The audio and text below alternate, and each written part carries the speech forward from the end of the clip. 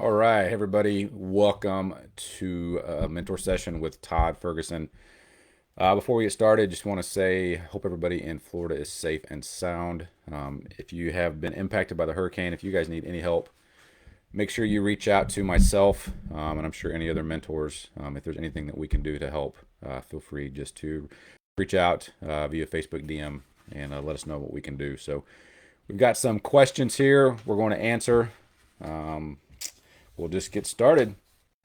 So the first question comes from Rohit, and they ask, should I increase product prices for our storefront? Business description and background of question says we are getting a storefront around December. In order to pay for rent and utilities, doesn't make sense to increase prices or just leave them where they are. Product range is from 50 cents to 15 plus dollars. So just a couple thoughts initially is you should not, going forward, I mean, if you've already committed to a lease and to opening the storefront, you've already made a down payment, then that's fine. But moving forward, you should not be looking at opening a storefront if you don't know how you're going to pay for your rent and your utilities.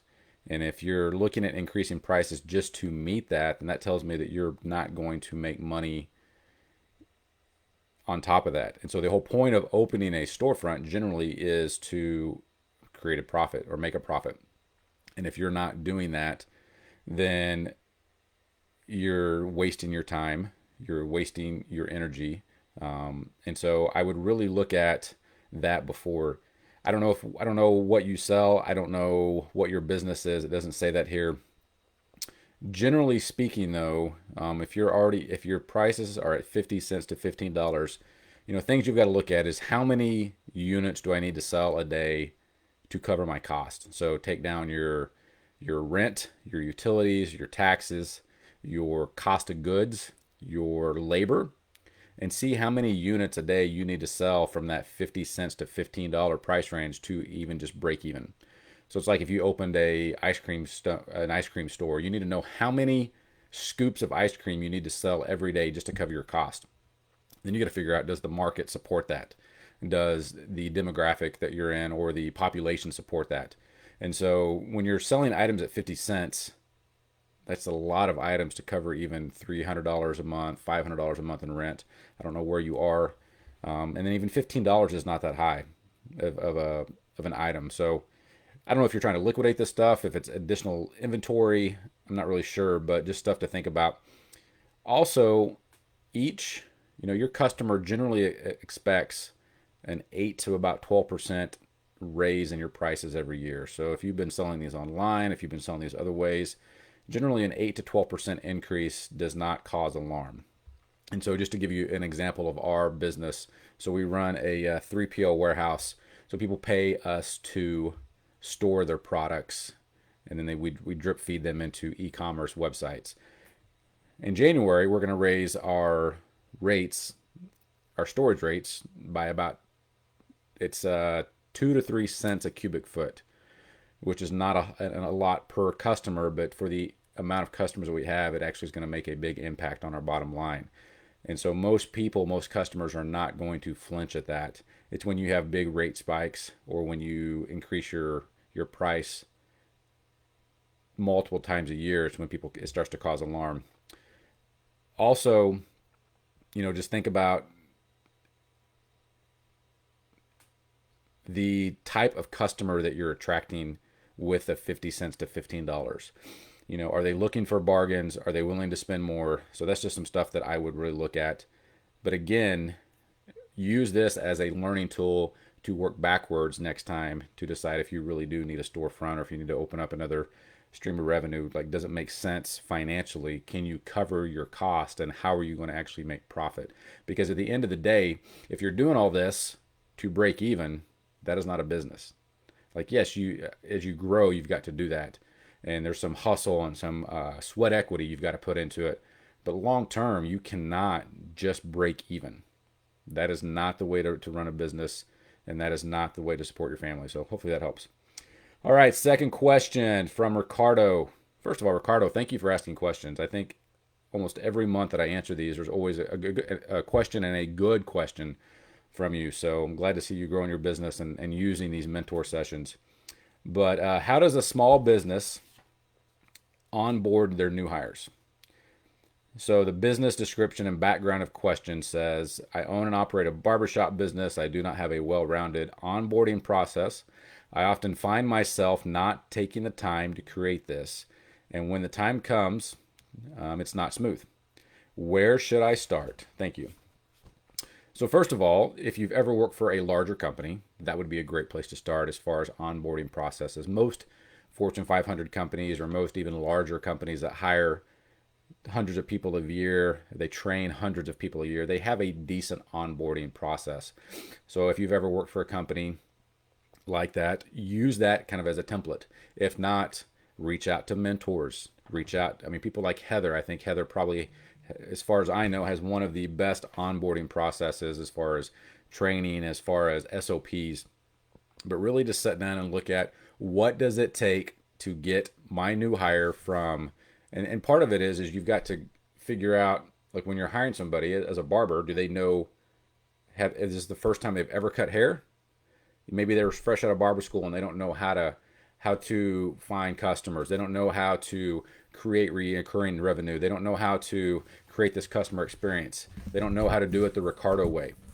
So maybe they don't know that, or maybe they've worked for a higher end barber like you are, or maybe they have worked for Supercuts. So you've got to figure out kind of where they are on the scale, but start them out. And the first thing with new hires is teaching them your core values, your mission statement, to make sure they know what you're about, to make sure that they are willing and able to follow those guidelines. So maybe your your core values, one of them is, you offer customers high-end products every time they leave, whatever it is, but make sure that they can follow that. So you start with talking about your business, your core values, make sure they can be on board with that. And that's part of the interview process as well. But then just walk them through. Like if they know absolutely nothing, what do you need to do to get them up to speed? What do you need to do to make sure that when you leave the building, because I know you're big on networking and learning other stuff, like if you leave, can they maintain the high standards that you have, the integrity that you have, the customer service that you have? And so reach out to other people that are in that in the same business or same niche as you, and then other mentors. But really, honestly, onboarding, in my opinion, should roughly take 2 weeks before they're fully onboarded. Now it depends on how complex your systems are and what they need to do, but there should also be times to where, and checks and balances, where they're watching SOPs and then they need to take a short video or take a short quiz to verify that they have learned what you want them to. And then if not, then you have a conversation. You should be checking in on them. If you're not the one doing the onboarding, if it's an HR manager, you need to check in with them. You need to show up. You need to let them see your face. But really, it is the way you want to onboard them is to show them exactly how you want your business ran. And you can take a full day the first day, then you can take an hour a day for the next couple days, and then you can meet with them periodically, have somebody train them. But yeah, it's start with successful companies that have done this that you've worked for. If you haven't done that, then reach out to maybe somebody like Heather or myself, because we onboard a lot of people and we can kind of walk you through that. But it's all about creating the culture and the mindset and the standards that you want, and that is the most important thing. All right. Next question comes from Josh. Josh says, as an e-commerce or an Amazon e-commerce FBA reseller, does it make sense to go through the whole branding and website exercise? So business description and background of question. Intensify is an online e-commerce business. We sell strictly through Amazon and are wondering the value of undergoing a full-on branding exercise, standing up a website. Interested in hearing opinions on what we can gain from developing a brand when the majority of Amazon users have no idea who they're purchasing from. FYI, we're not housing products. All the items are sent directly to Amazon. So we are an Amazon reseller, is what you want to call it. We do have our own products, but the majority of our business, we sell on Amazon. We sell in Walmart. We sell in some other places too. If I had to do it all over again, I would work on branding at the beginning. Now, as you start and as you get going, you've got to get products selling, you've got to get products moving. If you're actually just going to retail stores or online and flipping products, then that's where you got to start getting cash flow. But as you start doing that, then yes, you should consider branding. You should consider looking at your own products. If you're thinking about wholesaling, if you're thinking about doing private label or making your own products, then yes, I would think about that. But if you're really honestly just looking to flip products, not necessarily a need to brand yourself, but as I have grown in this business, I've learned the importance of not allowing a certain website or a certain company to control my income. And so we do that still, but we're branching out. But Amazon, it's great because they're the largest, basically the largest search engine besides Google, but they also own your customer. They own your income basically, because if you get suspended, then where else are you going to sell? Amazon's probably 90% of our revenue for one of our businesses, and we're shifting away from that. But if we would have worked on branding earlier on, building our own customer list, building our own website, creating marketing campaigns, then yes, we would be in a different boat. So the way, if you kind of look at it, Joel has done the opposite of what we have done. And so you just got to figure out what works best for you. But Joel has created multiple brands. Joel has his own customers. He has his own email list. He has his own websites. He also does multiple times of what we do. And so he's been in business about the same time about the same length of time we have, but he also owns his customers. And so you just got to figure out if that's what your business, if you want your business model to be that, or if you really just want to try to make money by flipping products. So it's something called arbitrage. There's arbitrage in the stock market. There's arbitrage in housing markets. There's arbitrage in e-commerce or Amazon or physical products. And basically you're just buying a product low and selling it high. And the space in between is the arbitrage. And so that's what you're trying to make. People do that with stocks. And so you just figure out, is that the business you want to just flip products? Or do you want to really create a true business? Do you want to create equity in a brand? It's a different business model. It's a different mindset. It's two different ways to build a business. Not necessarily one is right or wrong. It's just what you want out of all this. And so, Josh, you have my phone number too. If you want to talk about this more, feel free to give me a shout. So hopefully that helps. All right. Next question is from, can't pronounce your first name. Sorry. Birgit. Basically they just said, how do you start to sell on Amazon? Business description and background of question. We are a small jewelry business and would like to know the pros and cons for selling on Amazon. We would like to know how we can best get started. So the idea of selling on Amazon is extremely simple, but the process is not necessarily easy. So it's extremely simple, meaning you basically have to find products, put them on the platform, hope that people are searching for that. And there's ways to research keywords and niches and all that stuff.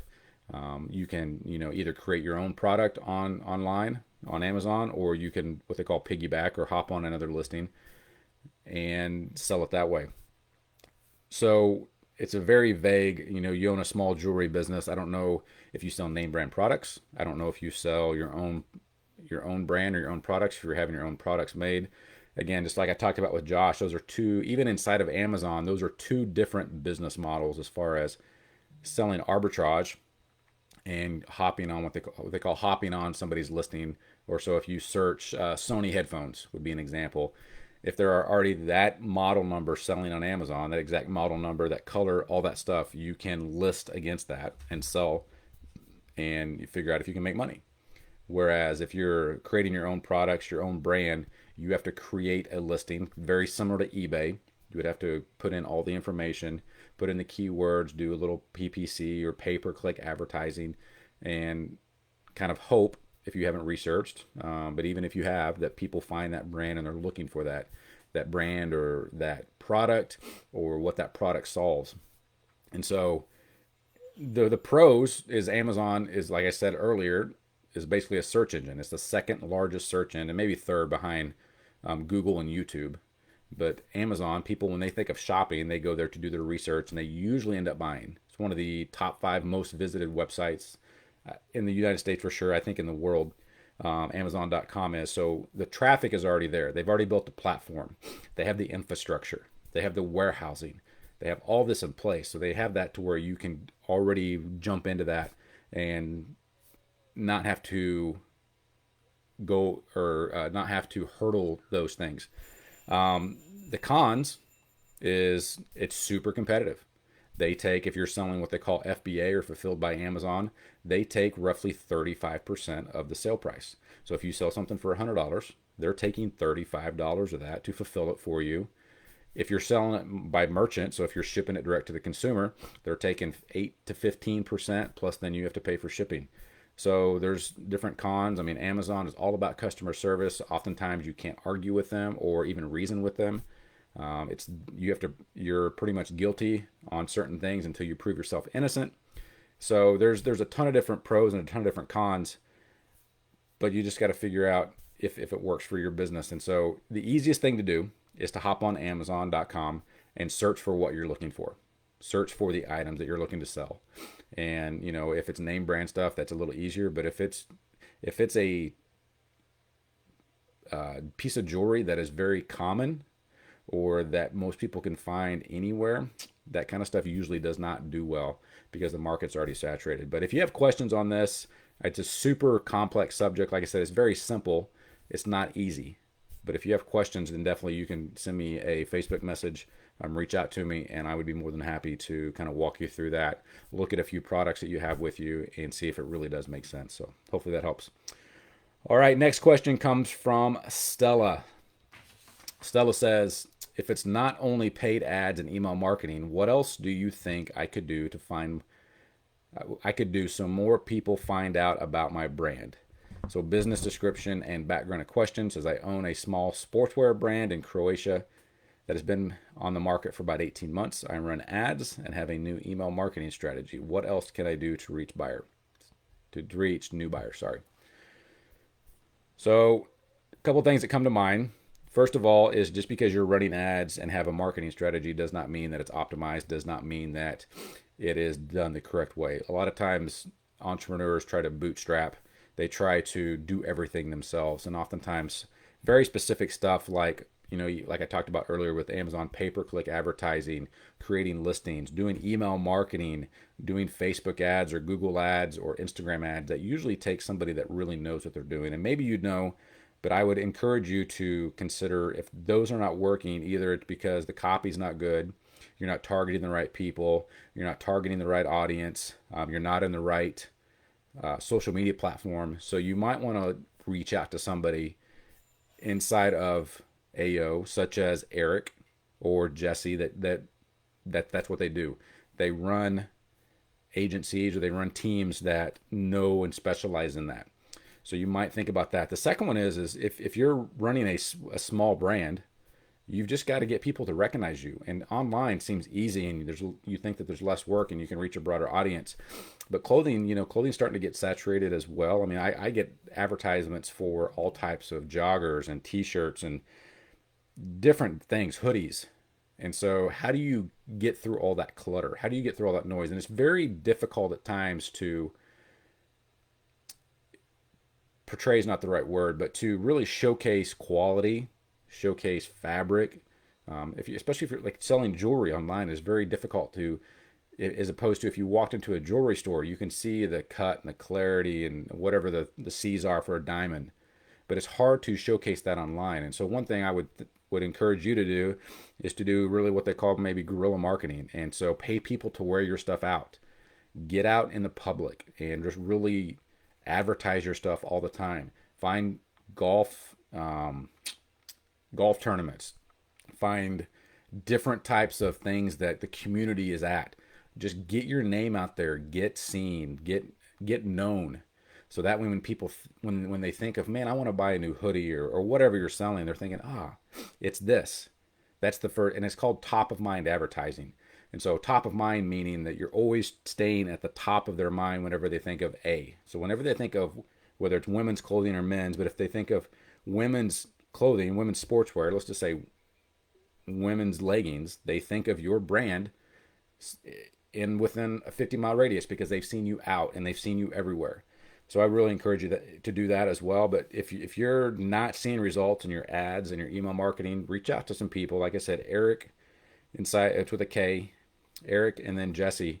They really know what they're doing. They can help you out, and that's what they do. They get paid to bring in customers with email marketing, with ads, and all that kind of stuff. So hopefully that helps. And our last question comes from Stella as well. It says, how do I communicate when talking to a new supplier in order to get a better deal? So the same thing. She owns a small sportswear brand in Croatia, looking to expand her product line.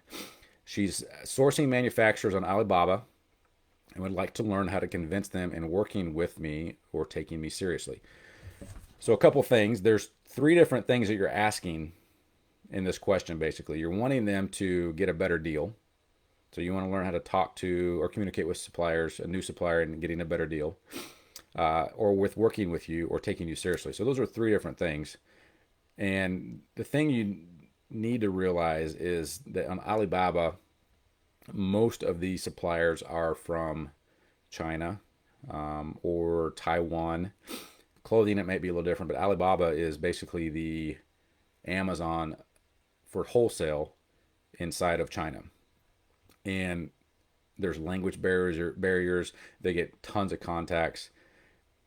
If you're really just looking to find cheap product, that's the place to go. But if you're looking to find high quality stuff, we have found that finding somebody local, even though you're in Croatia, I'm sure there's somebody next to you, near you, around you that can produce really high quality stuff. If not, there are a ton of different companies that do clothing that I'm not familiar exactly where they are because we don't do it a lot of clothing, but I believe like in South America or maybe even in India, they do clothing that is super high quality. So even think about the clothing that you wear now, like flip over the tag, see where it's made.